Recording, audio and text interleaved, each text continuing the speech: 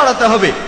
আর আমি আপনার সঙ্গে একমত, মানুষের মধ্যে কিছু ভুল ধারণা আছে, আর সেজন্যই আপনি যেমন বললেন মুসলিমদের এখন বলা হচ্ছে চরমপন্থী, বলা হচ্ছে মৌলবাদী, সন্ত্রাসী, আর আমার লেকচারটাও এগুলো নিয়েই, যে কি উত্তর দেবেন যদি কেউ আপনাকে বলে আপনি চরমপন্থী, আপনি সন্ত্রাসী, আপনি মৌলবাদী। আশা করি ইনশাল্লাহ এই লেকচারটা শেষ হওয়ার পর আপনি হিন্দিতে উত্তরটা পাবেন। আশা করি উত্তরটা পেয়েছেন। হ্যাঁ ভাই, এবারে পরের প্রশ্ন। প্রণাম গুরু, আমার নাম বিলাস কাকবে, আমি নায়ার হসপিটালের মেডিকেলের ছাত্র। আমার মতে আমরা খুবই ভাগ্যবান যে মানুষ হিসাবে জন্মাতে পেরেছি। প্রাণী হিসাবে আমরা আলাদা, লক্ষ লক্ষ বছরের বিবর্তনের মাধ্যমেই এটা সম্ভব হয়েছে। তাই আপনার মতে আমাদের এই মূল্যবান জীবন কোন কাজে লাগানো উচিত? মানে আমাদের জীবনের সবচেয়ে গুরুত্বপূর্ণ কাজটা কি? আমাদের এই জীবনের আসল উদ্দেশ্যটাই কি হওয়া উচিত? ভাই বললেন আপনি নায়ার হসপিটালে মেডিকেল স্টুডেন্ট। আপনাকে বলি আমিও নায়ার হসপিটাল থেকে পাশ করেছি। আমিও একই মেডিকেল কলেজ থেকে পাশ করেছি। নায়ার হসপিটাল পাশ করেছি 1991 সালে, আনুমানিক 16 বছর আগে। ভাই প্রশ্ন করলেন যে আমরা এই মানুষের জীবন পেয়েছি, এখন এই জীবনটাকে কিভাবে কাজে লাগাবো। আল্লাহ পবিত্র কোরআনে বলেছেন, সূরা জারিয়াতের 56 নম্বর আয়াতে উল্লেখ করা হয়েছে, ওমা খালাকতুল জিন্না ওয়াল ইনসা ইল্লা লিয়াবুদুন, আমি সৃষ্টি করেছি জিন এবং মানুষকে শুধু আমার ইবাদতের জন্য। ইবাদত মানে তাকে মেনে চলা। তাই পৃথিবীতে আমাদের জন্য শ্রেষ্ঠ কর্তব্য আল্লাহ তাআলার নির্দেশগুলো মেনে চলা, যাতে শান্তিতে থাকতে পারি ইহকালে এবং পরকালে। মানুষ জাতির যিনি স্রষ্টা, তিনি প্রশ্নটা সঠিক উত্তর দিতে পারবেন। পবিত্র কোরআনে সূরা মুলকের 2 নম্বর আয়াতে উল্লেখ করা হয়েছে, আল্লাহ কি খালাকাল মাউতা ওয়াল হায়াতা, আল্লাহ তাআলাই সৃষ্টি করেছেন মৃত্যু এবং জীবন পরীক্ষা করার জন্য তোমাদের মধ্যে কর্মে কে উত্তম। পৃথিবীতে আমাদের এই জীবন, এটা পরকালের জন্য পরীক্ষা। আমরা সবাই পরীক্ষা দিচ্ছি। আর আপনি যদি আল্লাহ তাআলার আদেশগুলো মানেন আর তার কথা মতো যদি জীবনযাপন করেন আর শান্তি বজায় রাখেন, আল্লাহর কাছে নিজের ইচ্ছাকে সমর্পণ করে, তাহলে আপনি ইহকালেও সফল হবেন, পরকালেও সফল হবেন। আশা করি উত্তরটা পেয়েছেন। হ্যাঁ, কিন্তু আমরা যারা তরুণ, আমাদের কোন কাজটা করা উচিত? আচ্ছা, আপনারা কি করবেন? আপনারা এই কোরআন পড়বেন, পবিত্র কোরআন পড়েন, কোরআনের কথাগুলো নিজের জীবনে প্রয়োগ করেন। যদি আপনারা বেদ পড়েন, দেখবেন বেদেও বলছে এক ঈশ্বরের কথা, মূর্তি পূজা চলবে না। পবিত্র বেদ বলছে ভবিষ্যতে একজন ঋষি আসবেন, ভবিষ্যতে কল্কি অবতার আসবেন, সবাইকে ভালো জিনিস দেখাবেন। এই কল্কি অবতার হলেন মুহাম্মদ সাল্লাল্লাহু আলাইহি সাল্লাম। এই কোরআন আল্লাহ তাআলার সর্বশেষ ও চূড়ান্ত আসমানি কিতাব, নাজিল হয়েছে শেষ ও চূড়ান্ত নবী মুহাম্মদ সাল্লাল্লাহু আলাইহি সাল্লামের উপর। এই কোরআন পড়েন, মেনে চলেন, তাহলে শান্তিতে থাকতে পারবেন ইহকালে, আর পরকালেও শান্তিতে থাকবেন। আশা করি উত্তরটা পেয়েছেন। Thank you sir. হ্যাঁ বল। আমার নাম আরতি, আমি একজন অমুসলিম। আপনার কাছে আমার প্রশ্নটা হলো, তার আগে আমি আপনাকে এই জ্ঞানগর্ভ লেকচারের জন্য ধন্যবাদ জানাচ্ছি। আমি আজকে ইসলাম ধর্ম সম্পর্কে অনেক কিছু জেনেছি। আপনার লেকচারে শুনেছি, আমি যতখানি বুঝেছি যে ইসলাম এমন একটা ধর্ম যেটা বিশ্বাস করে শান্তি, সাম্যবাদ এবং বিজ্ঞানসম্মত যুক্তিবাদী চিন্তায়। এমনটা যদি হয়ে থাকে, তাহলে ইসলাম কিভাবে আল্লাহর ধারণায় বিশ্বাস করে, অথবা ইসলাম কিভাবে বেহেশত বা দোজখকে বিশ্বাস করে, যদি সেটা যুক্তিবাদী হয়? বোন, আপনি প্রশ্ন করলেন, বললেন এটা জেনে আপনার ভালো লেগেছে যে ইসলাম একটি শান্তির ধর্ম, আর ইসলাম একটা বিজ্ঞানসম্মত ধর্ম, যৌক্তিক ধর্ম। তারপর বললেন যদি ইসলাম যৌক্তিক ধর্ম হয়ে থাকে, তাহলে ধর্মটা কিভাবে বিশ্বাস করে ঈশ্বরে, কিভাবে বিশ্বাস করে বেহেশত আর দোজখে। বোন, ঈশ্বরের অস্তিত্ব প্রমাণ করতে পারবেন বিজ্ঞানের মাধ্যমেই। যদি কোনো নাস্তিককে প্রমাণ দেখাতে চাই, যদি কোরআনের সত্যতা প্রমাণ করতে চাই, তাহলে বিজ্ঞানের সাহায্য নেব। বর্তমানে এটাই সবচেয়ে শ্রেষ্ঠ উপায়। আগেকার দিনে এটা ছিল অলৌকিক কাজ, তারপর আসলো সাহিত্য আর কবিতার যুগ। প্রত্যেক যুগেই কোরআন হলো অলৌকিকেরও অলৌকিক।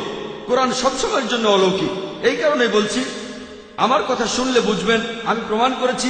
আর যে মানুষটা বিজ্ঞানের কথা বিশ্বাস করে, যদি সে নিরপেক্ষ হয়, তাহলে মানতে বাধ্য হবে যে কোরআন হলো আল্লাহর বাণী। যদি সে বিজ্ঞানে বিশ্বাস না করে, যদি নিরপেক্ষ না হয়, যদি বুঝতে না চায়, তাহলে সম্ভাবনা বেশি যে সে পবিত্র কোরআন বিশ্বাস করবে না।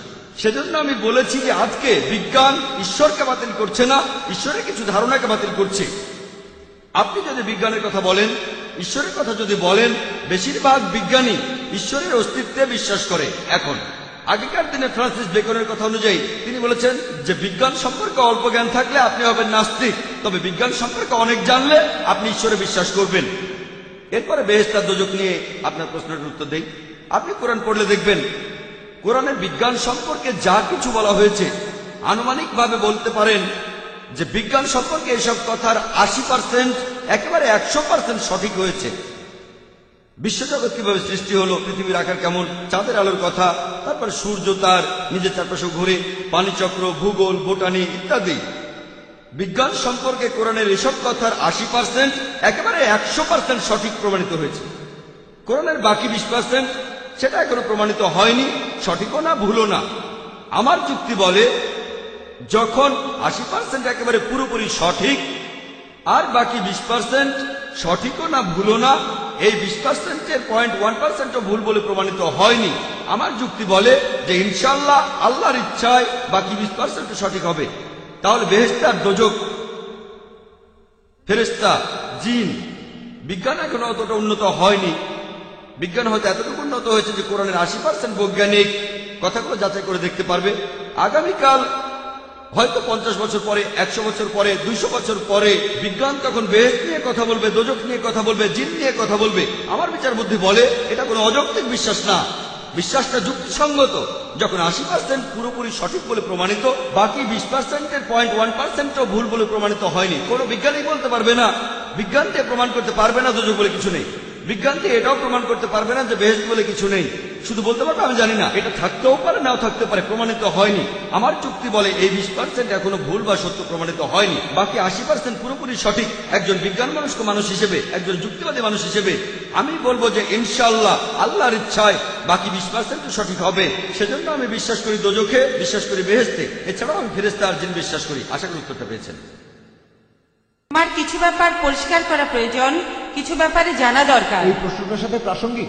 হ্যাঁ স্যার, আপনি এখন বললেন যে বিজ্ঞান ও আল্লাহর ধারণায় বিশ্বাস করে, ইসলামও সেটাই বিশ্বাস করে। সেখানে এসব ব্যাপার নিয়ে কি ব্যাখ্যা দেয়া হয়েছে আল্লাহ আর বেহেশত দোজখ সম্পর্কে? বোন, আপনি আমার পুরো লেকচার শুনেছেন? হ্যাঁ। আপনি কি আমার গত লেকচারটা শুনেছিলেন, is the Quran God's word? না স্যার, আচ্ছা। আজকেই প্রথম এসেছি। এখানে আমি 15 মিনিটে সেই কথাগুলো বলেছি যেটা আসলে 2 ঘন্টার লেকচার। আপনাকে অনুরোধ করব আপনি আমার ভিডিও ক্যাসেটটা জোগাড় করেন, is the Quran God's word. সেখানে প্রমাণ করেছি যে কোরআন আল্লাহর বাণী, নাস্তিকের সামনে ঈশ্বরের অস্তিত্ব সেখানে প্রমাণ করেছি। সেই কথাগুলো এখানে সংক্ষেপে বলেছি আমি। সেখানে আমি প্রমাণ করেছি যে ঈশ্বরের অস্তিত্ব আছে। যদি স্রষ্টা বলে কেউ না থাকতো তাহলে কোরআন কে লিখেছে? 1400 বছর আগে এই কোরআন কে লিখেছে? এই কোরআন, এই প্রশ্নটা আমারও, যে এই কোরআন কে লিখেছেন? কে লিখেছে? আমাদের স্রষ্টা লিখেছেন, ঈশ্বর লিখেছেন। মানুষ এটা লিখতে পারবে না। সরি, এই কথাটা ব্যাখ্যা করে বলেন। এই ব্যাখ্যাটা আমি 2 ঘন্টা ধরে দিয়েছি। আপনি ভিডিও ক্যাসেটটা দেখেন।